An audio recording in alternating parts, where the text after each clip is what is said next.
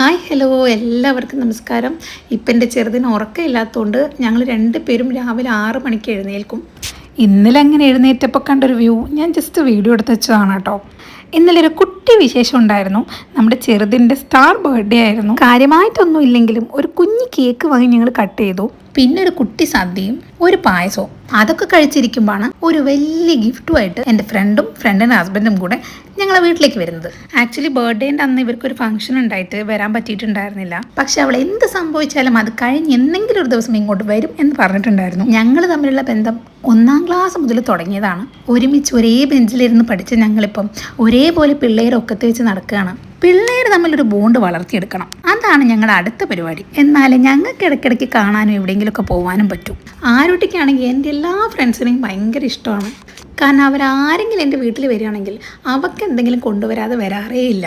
എൻ്റെ unboxing video കണ്ടിട്ടുണ്ടെങ്കിൽ നിങ്ങൾക്ക് ഏകദേശം മനസ്സിലാവും. അധിക പേരും ഗിഫ്റ്റ് തന്നതിൽ മോനൊരു ഗിഫ്റ്റും മോക്കൊരു ഗിഫ്റ്റും വെച്ചിട്ടുണ്ടായിരുന്നു.